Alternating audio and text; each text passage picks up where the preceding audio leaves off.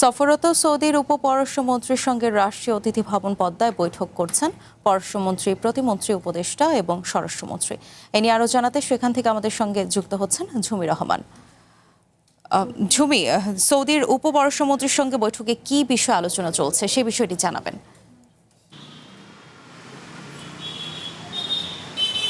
বিলাসী, এই বৈঠকটিতে যেহেতু পররাষ্ট্রমন্ত্রী, প্রতিমন্ত্রী এবং প্রধানমন্ত্রীর পররাষ্ট্র বিষয়ক উপদেষ্টা তিনজনই যেহেতু উপস্থিত রয়েছেন এবং সৌদি আরবের উপপররাষ্ট্রমন্ত্রীর সাথে বৈঠক, এখানে অবশ্যই দুই দেশের যেই স্বার্থ সংশ্লিষ্ট এবং সহযোগিতামূলক যেই সম্পর্কের যেই ধারা রয়েছে সেগুলো নিয়ে আলোচনা উঠে আসবে। পাশাপাশি স্বরাষ্ট্রমন্ত্রী উপস্থিত আছেন। এটি একটি যৌথ বৈঠক চলছে আসলে রাষ্ট্রীয় অতিথি ভবন পদ্মায়, এবং এই বৈঠকে কিন্তু আমরা যতদূর জানতে পেরেছি যে সবচেয়ে বেশি প্রাধান্য পাবে সৌদি আরবে থাকা ৬৯,০০০ রোহিঙ্গা যারা রয়েছে, বাংলাদেশি পাসপোর্ট তাদের নবায়ন করে দেওয়ার জন্য যেই একটি তাগিদ দেওয়া হচ্ছে ওই দেশ থেকে বাংলাদেশকে বারবার।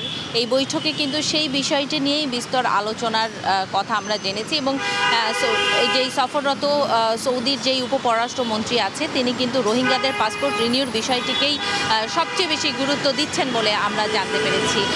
এই ৬৯,০০০ রোহিঙ্গা কিন্তু বাংলাদেশের পাসপোর্ট নিয়ে যেহেতু গিয়েছে, সেহেতু এর আগের অর্থাৎ আমি যদি বলি যে আওয়ামী লীগ আমলে ২০২৪ সালেই সেখানকার সেই দেশের উপপররাষ্ট্রমন্ত্রী যখন সফর করছিলেন তখনই কিন্তু বাংলাদেশ থেকে বলা হয়েছিল যে এই পাসপোর্টগুলো তারা বাংলাদেশ রিনিউ করে দিবে, এবং অন্তর্বর্তী সরকারের সময়ে পররাষ্ট্র বিষয়ক উপদেষ্টা সেই একই আশ্বাস দিয়েছিলেন। এবং এখন এই নতুন সরকার, অর্থাৎ যেহেতু নির্বাচনের পর একটি নতুন সরকার এসেছে, সেই নতুন সরকারের সাথে তাদের আলোচনার সবচেয়ে বড় এজেন্ডাগুলোর মধ্যে কিন্তু এই রোহিঙ্গাদের পাসপোর্ট দেওয়ার বিষয়টি থাকবে। এবং পাশাপাশি বাংলাদেশের শ্রমবাজারের একটি বড় লক্ষ্য যেহেতু সৌদি আরব, সেই ক্ষেত্রে সৌদি আরবের সাথে বাংলাদেশের সম্পর্কটি স্বাভাবিক রেখে কিভাবে শ্রমবাজারটিকে আরও বেশি বিস্তর করা যায় সেই বিষয়গুলো নিয়েও কিন্তু আলোচনা হবে। যদিও আজকের যেই সফরের দ্বিতীয় দিনের যেই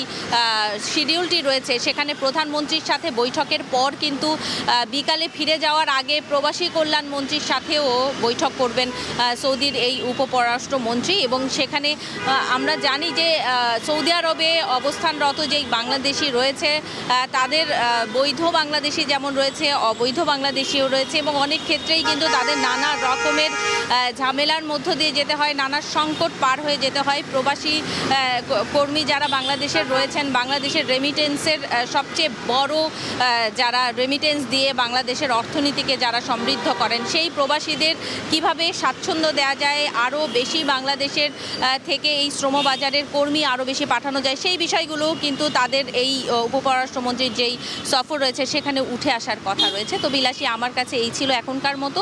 নিশ্চয়ই পরবর্তীতে আরও বিস্তারিত কোনো ব্রিফিং হলে বা সংশ্লিষ্ট কর্মকর্তাদের কাছ থেকে কিছু জানতে পারলে আবারও জানাবো।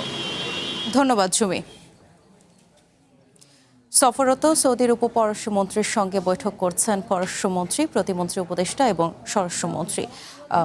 বৈঠকে আসলে কি বিষয়ে আলোচনা চলছে সে বিষয়গুলো জানছিলাম।